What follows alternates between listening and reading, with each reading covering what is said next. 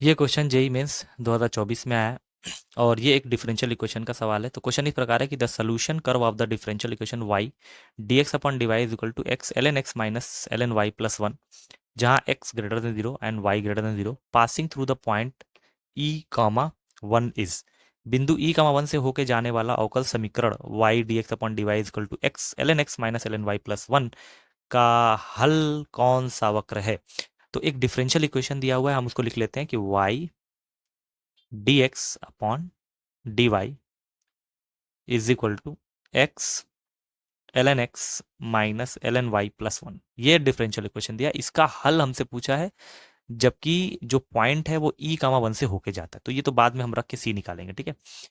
हम y को divide कर देते हैं, तो यहाँ पे dx अपॉन dy की वैल्यू क्या आ जाएगी, x अपॉन y, ब्रैकेट के अंदर ln x minus ln y का फॉर्मूला क्या हो जाएगा, ln x बाई y कर लेंगे इसको, और हो जाएगा प्लस 1, ठीक है। ये पूरा इक्वेशन जो है एक्स बाई वाई के रेस्पेक्ट में चेंज हो गया। तो इसको हम लोग कह सकते हैं ये होमोजीनियस डिफरेंशियल इक्वेशन बन गया, ठीक है। अब इसको सोल्यूशन क्या होता है कि अब इसमें एक्स बाई वाई को v मान लेंगे, तो x बराबर क्या हो जाएगा, v इंटू वाई। अब डिफ्रेंशिएट करते हैं विद रेस्पेक्ट टू y के रेस्पेक्ट में, तो dx upon dy is equal to पहला दूसरे का अवकलन 1 हो जाएगा, प्लस y दूसरे का dv अपॉन dy, ठीक है। अब इसकी वैल्यू रख दी जाए, d x upon d y और एक्स बाई वाई की वैल्यू को रख दिया जाए, तो d x upon d y की जगह रख सकते हैं v plus y d v upon d y, ठीक है, बराबर ये हो जाएगा वी ब्रैकेट में एल एन वी प्लस 1, ठीक है। अब इसका मल्टीप्लाई कर लेते हैं, तो v plus y d v upon d y is equal to v l n v plus v, तो वी से भी यहाँ कट जाएगा, ठीक है। तो डीवी पे लेके जाते हैं, डीवी अपॉन ये हो जाएगा v l n v, okay, और इधर हो जाएगा डी वाई अपॉन वाई। ये दोनों जो है जो हमारा वेरिएबल्स थे वी और वाई दोनों अलग हो गए, दोनों का समाकलन दोनों पक्षों का कर दिया जाए।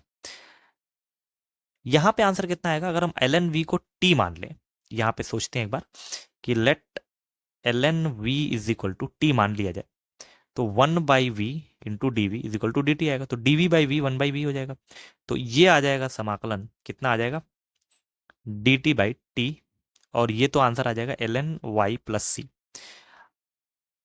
डी टी बाई टी का क्या हो जाएगा, डी टी बाई टी का आंसर आएगा एल एन टी, तो एल एन टी बराबर एल एन वाई प्लस सी।